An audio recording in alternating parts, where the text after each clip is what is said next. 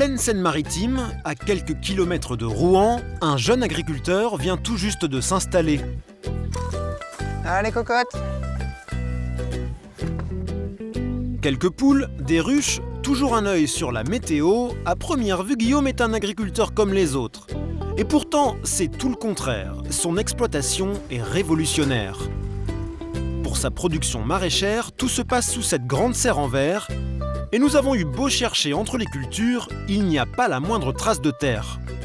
Et non, ce sont des bacs remplis d'eau.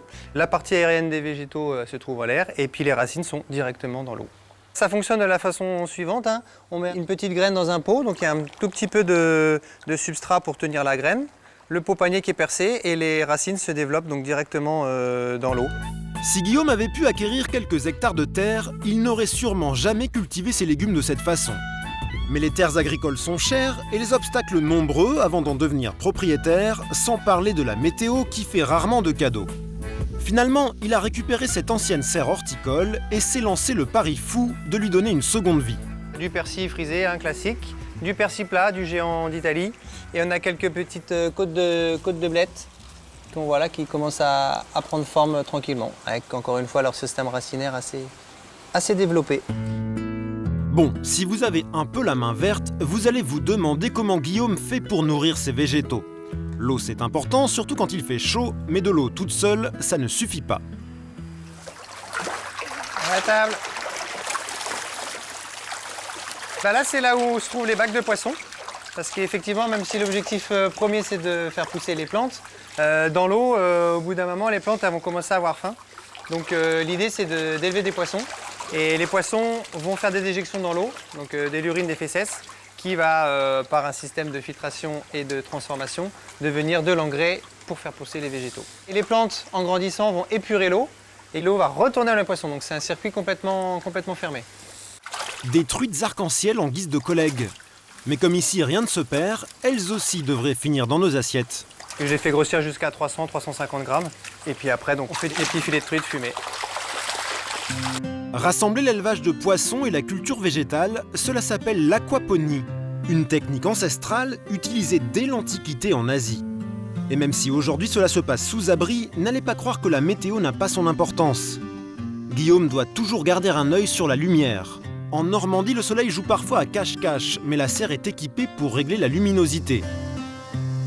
Ici, pas de chauffage ni de climatisation, alors forcément, notre jeune trentenaire est obligé de suivre les saisons.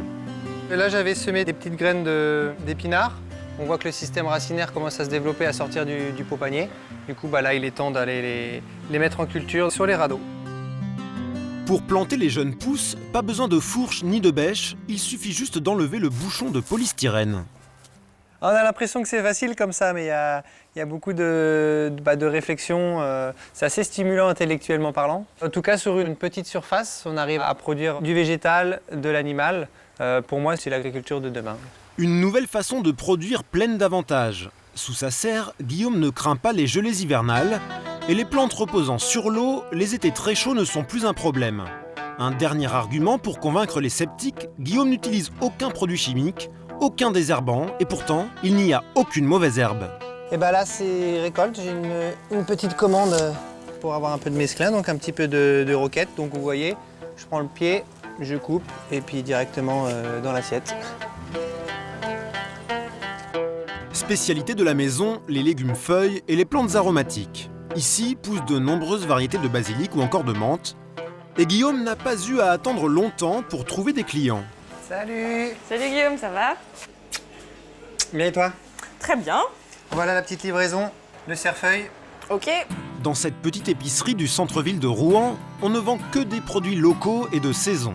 Les cuisiniers du quartier comme Jérémy se sont vite passé le mot.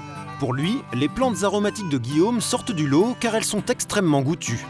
Une feuille suffit, à savoir que c'est un produit qu'on n'a pas besoin de travailler, on n'a pas besoin de laver. On le met dans l'assiette et ça rapporte tout de suite de la plus-value.